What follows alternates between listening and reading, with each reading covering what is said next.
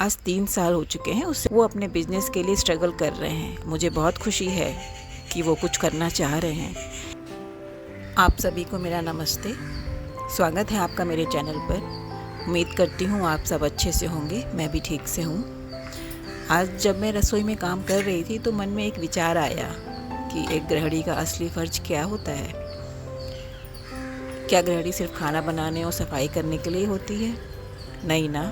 एक गृहिणी वो होती है जो मुश्किल से मुश्किल वक्त में भी अपने पूरे परिवार की ढाल बन जाती है। आज मैं आपसे अपने दिल की बात साझा करना चाहती हूँ।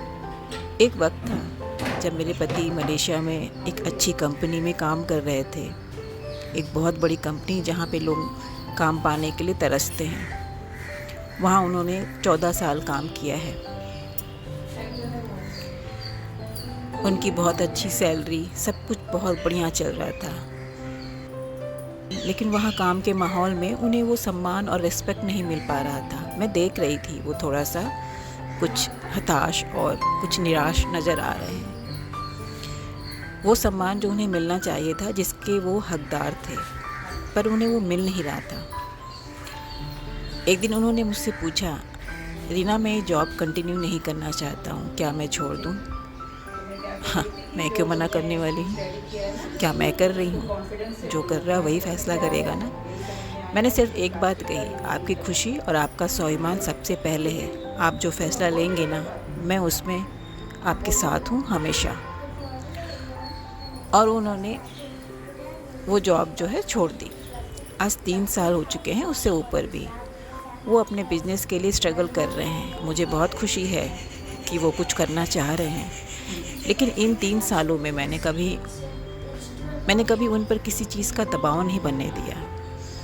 हमारे पास जो किराया रेंट की आमदनी आती है, उसी में हम अपना पूरा घर बहुत खुशी और समझदारी से चलाते हैं। मैं खुश और संतुष्ट हूँ कि कम से कम मैं किसी की पत्नी हूँ और उसका साथ तो दे रही हूँ। अक्सर लोग सोचते हैं कि कम बजट में घर चलाना बहुत मुश्किल है, लेकिन अगर थोड़ी सी समझदारी बरती जाए ना, तो कभी किसी चीज़ की कमी महसूस नहीं होती। एक अच्छी गृहिणी का काम यही है, घर में जो है, अगर 2 है, 2 के साथ जियो। अगर 4 है, तो 4 के साथ भी जियो। अगर नहीं है, तो क्या हम मर जाएंगे? जीना तो है ही ना। जैसे कि मेरी रसोई का बजट, मैं हर हफ्ते एक छोटा सा बजट बनाती हूँ। उदाहरण के लिए, हमारे घर में ब्रेड मैं सिर्फ एक बार ही मंगाती हूँ। बच्चों को बहुत पसंद है। अगर हफ्ते में दोबारा ज़रूरत महसूस होती है ना, तो मैं बाज़ार से उसे नहीं मंगाती। कहती हूँ बस अब नेक्स्ट वीक आएगा। एटलीस्ट वहाँ ब्रेड का जो खर्चा है एक्स्ट्रा 50-60 रुपये, वो तो बचे।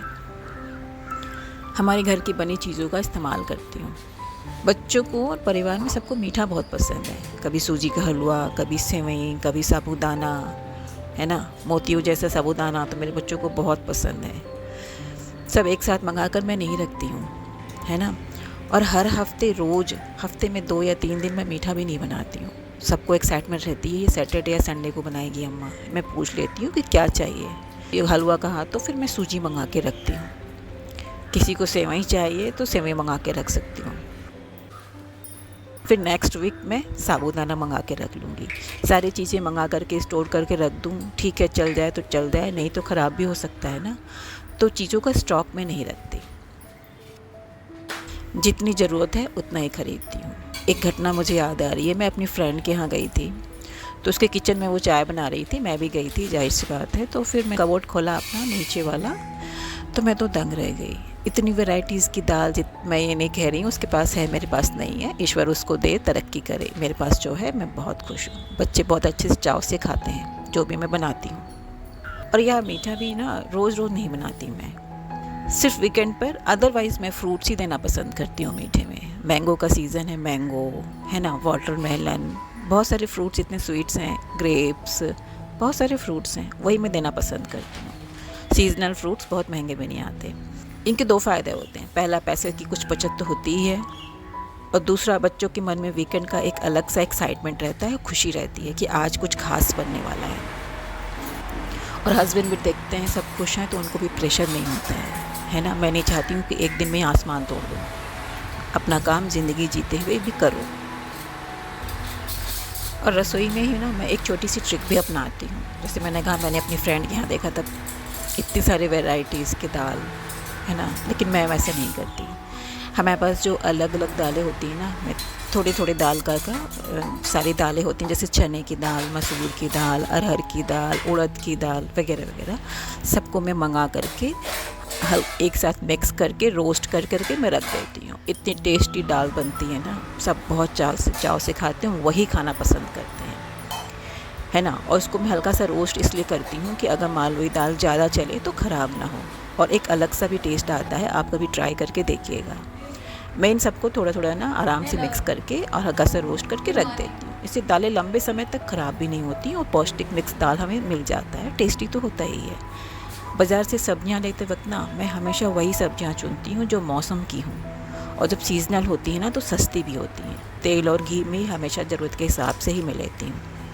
ज़्यादा कभी नहीं स्टोर कर दी, अगर ख़त्म होता है तो फिर मंगा लेती हूँ। कभी कभी ऐसा होता है ना कि ज़्यादा स्टोर कर दो, फिर लगता है चलो ये भी कर लो, वो भी कर लो, वो भी बना लो, कभी गिर जाता है, कभी कुछ, तो मैं उतना ही मंगाती हूँ जितने की ज़रूरत है। और जब इसके डैडी जॉब में थे ना, तो हम हर वीकेंड को पता है बाहर खाना खाने जाते थे लेकिन अब मैं पूरी कोशिश करती हूँ कि हर संडे को उनकी पसंद का, बच्चों की पसंद का रेस्टोरेंट जैसा खाना बनाऊँ। और घर में बनाया तो थोड़ा सा चेंज होगा, लेकिन इस बात की खुशी है कि वो हेल्दी है ना, और फ्री का है, ज़्यादा महंगा नहीं है। घर में जो चीज़ें हैं उसी से मैंने बनाई है। जाएंगे ना, खाएंगे तो कम से कम 2000 तो खर्चा होना ही होना है।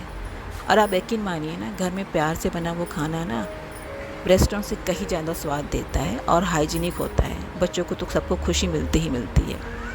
और जब हम बाहर घर पर बनाकर, मैं ना सिर्फ वो पैसे बचा लेती हूँ, बल्कि अपने परिवार की सेहत का भी ख्याल रखती हूँ। तो बचत केवल पैसों की नहीं होती है, बचत और समझदारी हमारी सोच में भी होनी चाहिए। और यही सीख मैं अपने बच्चों को भी देती हूँ, है ना। एक दिन मेरी बेटी लक्ष्मी ने मुझसे आकर कहा, अम्मा मेरी फ्रेंड के पास तो 6 अलग अलग जीन्स है। मैंने उसे प्यार से बिठाकर समझाया कि देखो लक्ष्मी, बेटा, किसी को दिखाने या फैशन करने के लिए कपड़े कभी नहीं खरीदने चाहिए। अगर तुम हेल्दी हो तो तुम्हारे पर कोई भी कपड़ा सुंदर दिखेगा, है ना। और ज़रूरत के लिए तुम्हारे पास जो जीन्स है और जो सुंदर सुंदर ड्रेसेस हैं, फ्रॉक हैं, तुमको पूनम मौसी ने जो US से ला के दिए हैं, वो सब तो किसी के पास नहीं है बेटा। तुम्हारे पर कितने अच्छे लगते हैं, है ना।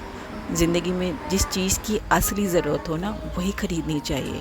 जिसकी ज़रूरत ना हो, किसी को दिखाने के लिए उसके पास है तो मेरे पास भी होनी चाहिए, ऐसा नहीं करना चाहिए। मैंने उसको एक एग्ज़ाम्पल दिया कि मेरी एक फ्रेंड थी, मेरी फ्रेंड की जो सैलरी आती थी इतनी कम थी, इतनी, उसने अपनी सैलरी से ज़्यादा का फ़ोन ख़रीद लिया क्योंकि उसकी फ्रेंड ने ख़रीदा। ये क्या समझदारी है। कितना दबाव पड़ा उसके हस्बैंड पर, उस परिवार पर, कितनी किचकिच हुई। मैंने बताया अपनी बेटी को कि क्या ज़रूरत थी उस फ़ोन की, साधारण फ़ोन से भी तो काम चल जा रहा था उसका। और बच्चे जो है ना, बहुत ही भोले होते हैं। अगर आप उन्हें सही समय पर सादगी और सही गलत का फ़र्क समझा देना तो वो बहुत जल्दी समझ जाते हैं। मेरी लक्ष्मी तो ऐसी ही है, वो दोबारा नहीं कहती है, उस बात को समझ जाती है। आज मेरे बच्चे भी ना किसी फालतू चीज़ के लिए ज़िद नहीं करते हैं कि उसके पास ये है तो मुझे भी ये चाहिए। एक बात और भी है, औरत, वाइफ, पत्नी समझदारी से रहना तो पति के ऊपर उतना दबाव नहीं बनता। वो भी अपनी मर्ज़ी से खुशी खुशी वो काम कर लेता है जो वो करना चाहता है। ज़बरदस्ती के दबाव से उसको भी टेंशन हो जाती है, फिर चीज़ें बिगड़ जाती हैं। चीज़ें बिगड़नी नहीं चाहिए। जितनी चीज़ें हैं उतने में ही संतोष से अगर आदमी जिए ना, तो जी के तो देखो। मेरे ससुर जी के पास तो कुछ भी नहीं है, ना टीवी ना फ्रिज, वो थोड़ा दूर रहते हैं, हमारे साथ नहीं रहते हैं। और वो इतने खुश हैं, इस एज में भी उनको कोई बीमारी नहीं है। इतने खुश आराम से रहते हैं। जब भी खाली वक्त होता है अखबार पढ़ते हैं और या तो मेडिटेशन, योगा वगैरह करते हैं, है ना। अपने दोस्तों के बीच में खुश रहते हैं। अच्छा है। तो मैंने उन्हीं सब से सीखा है, अपने परिवार से ही सीखा है कि कम में कितनी खुशी मिलती है। हमारे घर में ना टीवी जो है थोड़ा छोटे साइज़ का है, और मेरे हस्बैंड की बड़ी इच्छा है कि बड़ा सा खरीदो, बड़ा सा खरीदो। मैंने कहा देखो, टीवी जब तक काम चल रहा है ना, टीवी दूसरा नहीं आएगा। ये बहुत है, लाने की ज़रूरत नहीं है, ये ठीक है। और एक सबसे ख़ास बात मैं बताना चाहती हूँ, सबसे ज़्यादा खर्चा कहाँ होता है? गैस कीजिए, अस्पताल में, है ना, और दवाइयों में। लेकिन ईश्वर की कृपा से ना, मैं जैसा सोचती हूँ वैसा ही चल रहा है अभी तक। ईश्वर का आशीर्वाद बना रहे सब परिवार पे कि घर का शुद्ध खाना खाना, हंसते खेलते रहना और सोच को सकारात्मक रखना, है ना, तो कोई बीमारियां होती ही नहीं है।